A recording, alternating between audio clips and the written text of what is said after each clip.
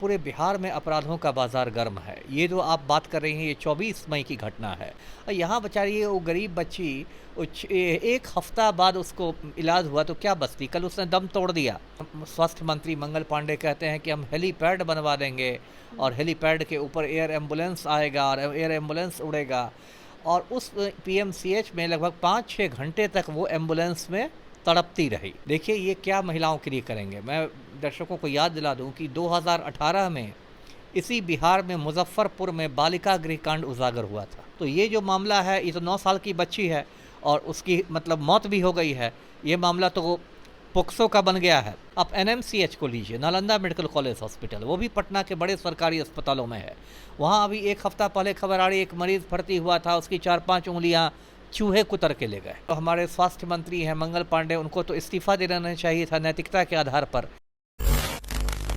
देखिए, बिहार में एक बार फिर से स्वास्थ्य व्यवस्था पे जो है वो सवाल उठाया जा रहा है। आपको बता दें कि पीएमसीएच में एक पीड़िता की जो है वो मृत्यु हो गई, क्योंकि कारण बताया गया कि पीएमसीएच में बेड नहीं मिला, जिसके कारण लेट इलाज हुआ उनका, जिसके कारण उनकी मृत्यु हो गई। इससे पहले आपने देखा किस तरीके से मनीष कश्यप की पिटाई हुई। ऐसे में लगातार खबरें सामने आ रही है जिसको लेकर कहा जा रहा है कि जो स्वास्थ्य व्यवस्था है बिहार की वो बहुत ख़राब हो चुकी है। इस मुद्दे पर बातचीत करने के लिए हमारे साथ पूर्व IPS अमिताभ दास सर मौजूद है। सर, पहले तो बहुत स्वागत है आपका। ये बहुत धन्यवाद आपका, थैंक यू जी सर, क्या वाकई बिहार की स्वास्थ्य व्यवस्था इतनी ख़राब हो चुकी है कि एक पीड़िता को बेड तक नहीं मिल रहा है? नहीं, ये जो आप घटना बता रही हैं स्वास्थ्य व्यवस्था से तो जुड़ी हुई घटना है ही, साथ ही साथ कानून व्यवस्था से भी जुड़ी हुई घटना है।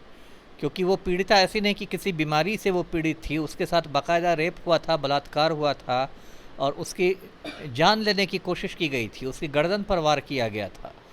तो ये जो बात है ये कानून व्यवस्था से भी संबंधित है और स्वास्थ्य व्यवस्था से भी संबंधित है कि एक रेप पीड़िता की जान पीएमसीएच में नहीं बचाई जा सकी। अब देखिए पूरे बिहार में मैं क्या कहूँ, अराजक माहौल है। जो हमारे मुख्यमंत्री हैं पलटू राम, जो सुशासन का ढोल बजाते हैं, वो मतलब माफिया सरगना अनंत सिंह के चपरासी बने हुए हैं और पूरे बिहार में अपराधों का बाजार गर्म है। ये जो आप बात कर रही हैं ये 24 मई की घटना है और मुजफ्फरपुर में एक कुढ़नी थाना है। कुढ़नी थाना में एक 9 वर्ष की बच्ची थी, दलित समुदाय से आती थी, उसके साथ रेप किया गया और उसकी जान लेने की कोशिश की गई, उसके मतलब गले पर वार किया गया। और बताइए ये एक हफ्ता पहले की बात है। उसके बाद वो SKMCH में गई जो मुजफ्फरपुर का अस्पताल है और वहाँ उसकी स्थिति नहीं ठीक हुई। उसके बाद PMCH में आई, परसों की ये बात है। और देखिए क्या है, PMCH कहते हैं कि बिहार का सबसे बड़ा सरकारी अस्पताल है और वहाँ बड़ी बड़ी बातें होती हैं जो हमारे बताया जा रहा है कि एशिया का हो सकता है और वहाँ पर बड़ी बड़ी बातें की जा रही है। जो हमारे स्वास्थ्य मंत्री मंगल पांडे कहते हैं कि हम हेलीपैड बनवा देंगे और हेलीपैड के ऊपर एयर एम्बुलेंस आएगा और एयर एम्बुलेंस उड़ेगा। और उस पीएमसीएच में लगभग 5-6 घंटे तक वो एम्बुलेंस में तड़पती रही और उसको एक बेड नहीं मिला।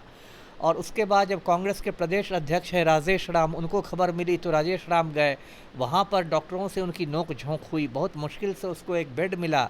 लेकिन देखिए मेरे डॉक्टर मित्र लोग बताते हैं कि शुरू का जो 1 घंटा होता है उसको गोल्डन आवर कहते हैं। मान लीजिए किसी का हार्ट अटैक हुआ हो या कोई दुर्घटनाग्रस्त हो गया हो तो शुरू का 1 घंटा बहुत महत्वपूर्ण होता है। यदि उस दौरान उसको मेडिकल की सुविधा मिल जाती है तो जान बचने की संभावना बहुत बढ़ जाती है। और यहाँ बेचारी वो गरीब बच्ची एक हफ्ता बाद उसको इलाज हुआ तो क्या बचती, कल उसने दम तोड़ दिया। और अब जब दम तोड़ दिया है तो एक बहुत बड़ा एक मुद्दा बन गया और बनना भी चाहिए। क्या हो रहा है बिहार में, अभी मैं देख रहा था कांग्रेस ने दिल्ली में संवाददाता सम्मेलन किया है। जो रंजीत रंजन है, पप्पू यादव की वाइफ, उनका प्रेस कॉन्फ्रेंस था। आज बिहार में कांग्रेस का प्रदर्शन है, फिर जन स्वराज पार्टी का प्रेस कॉन्फ्रेंस है। तो ये बहुत दुख की बात है कि इस तरह से बिहार में हो रहा है। जो मेरी जानकारी है अब तक किसी अभियुक्त की भी धरपकड़ नहीं हुई है और कायदे से जो हमारे स्वास्थ्य मंत्री हैं मंगल पांडे, उनको तो इस्तीफा देना चाहिए था नैतिकता के आधार पर। खाली ये लोग बात बनाने के लिए बैठे हुए, उनसे पूछिएगा आप तो सीधे 2005 पर चले जाएंगे। 2005 के पहले ये होता था, वो होता था। अरे 2005 के बीते भी 20 बरस बीत गए। 20 बरस में आपने क्या किया, कितना दिन तक आप 2005 कीजिएगा? पलटू राम से पूछिएगा, वही 2005। जी सर, पीएमसीएच बिहार का एक सरकारी अस्पताल जिसमें लोग इलाज कराने जाते हैं, लगातार हमने देखा है कि बहुत विवादों में घिरा है। कोई आवाज़ उठाता है तो उसे पीट दिया जाता है। अभी आपने भी सुना होगा, हाल ही में हमारे पत्रकार यूट्यूबर मनीष कश्यप को भी पीट दिया गया। तो क्या वहाँ जो है वो तानाशाही चल रही है? नहीं, वो कमोबेश वो हालत सभी सरकारी अस्पतालों की है। पीएमसीएच जो कि सबसे बड़ा है, इससे ज़्यादा खबरों में आ जाता है। आप एनएमसीएच को लीजिए, नालंदा मेडिकल कॉलेज हॉस्पिटल, वो भी पटना के बड़े सरकारी अस्पतालों में है। वहाँ अभी एक हफ्ता पहले खबर आ रही, एक मरीज़ भर्ती हुआ था, उसकी 4-5 उंगलियाँ चूहे कुतर के ले गए। इससे पहले आँख चूहे निकाल कर चूहे निकाल के ले गए। चूहे ये पैर कुतर के ले जाते हैं, आँख कुतर के ले जाते हैं। ये क्या हो रहा है बताइए। और मतलब अब मैं क्या कहूँ मंगल पांडे पर। मंगल पांडे का मैं याद दिला दूँ, कुछ साल पहले चमकी बुखार फैला हुआ था बिहार में, मुजफ्फरपुर में बहुत बच्चों की मौत हो रही थी। मंगल पांडे ही स्वास्थ्य मंत्री थे। पटना में उन्होंने एक उच्च स्तरीय बैठक बुलाई, समीक्षा बैठक, और समीक्षा बैठक में स्वास्थ्य मंत्री का पहला सवाल था कि वर्ल्ड कप क्रिकेट में स्कोर क्या चल रहा है। समझ जाइए कितने बड़े संवेदनहीन स्वास्थ्य मंत्री हैं कि बुखार, मतलब समीक्षा बैठक है चमकी बुखार पर, और हेल्थ मिनिस्टर का सवाल है वर्ल्ड कप क्रिकेट में क्या स्कोर है। तो ऐसे ऐसे नकारा लोग स्वास्थ्य मंत्री बने हुए हैं कि नकारा आदमी मुख्यमंत्री बना हुआ है। क्या होगा बिहार का, आप बताइए जी। सर, नीतीश कुमार की बात करें अगर, तो महिलाओं को लेकर सबसे ज़्यादा बातें करते हैं, कहते हैं महिला सशक्तिकरण को बढ़ावा दिया। 2005 का जिक्र आपने भी किया, वो भी करते हैं कि 2005 से महिलाएं कुछ नहीं कर पाती थी, बेटी पढ़ाओ बेटी बचाओ जैसी बातें करते हैं। उनके राज में इस तरीके से एक पीड़िता का, एक बच्ची का रेप होता है, उसे बेड नहीं मिलता, उसको लेकर क्या कहेंगे? क्या कहूँ, अब पलटू राम को तो मैं दिखा ही रहा हूँ। पलटू राम कहते हैं ना, हाथी के दांत खाने के और होते हैं, दिखाने के और होते हैं। वही हालचाल पलटू राम का है। बात करेंगे बड़ी बड़ी और माफिया सरगनाओं की चपरासी बने रहते हैं। देखिए ये क्या महिलाओं के लिए करेंगे। मैं दर्शकों को याद दिला दूं कि 2018 में इसी बिहार में मुजफ्फरपुर में बालिका गृह कांड उजागर हुआ था। आपको भी याद होगा बालिका गृह कांड। उसमें आया था कि 34 बच्चियों के साथ, 1-2 नहीं 34 बच्चियों के साथ रेप हुआ था, है ना। और उसमें भी याद होगा कि पलटू राम ने किस तरह उस समय जो समाज कल्याण मंत्री थी श्रीमती मंजू वर्मा, उनको बचाने की पूरी कोशिश की थी।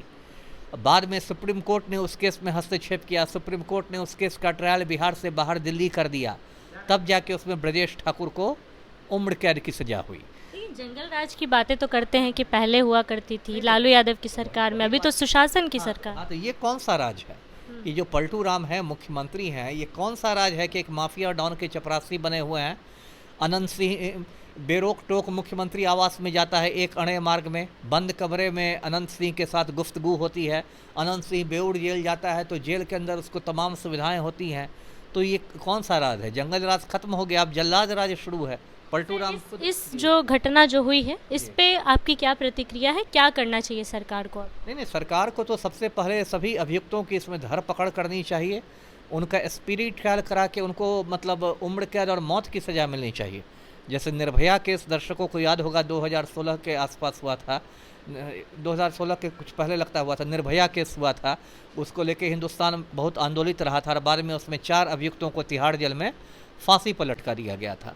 तो ये जो मामला है, ये तो 9 साल की बच्ची है और उसकी मतलब मौत भी हो गई है। ये मामला तो पोक्सो का बन गया है। पोक्सो एक बहुत सख्त कानून है, protection of children from sexual offences, यानी कि यौन अपराधों से बच्चों की सुरक्षा।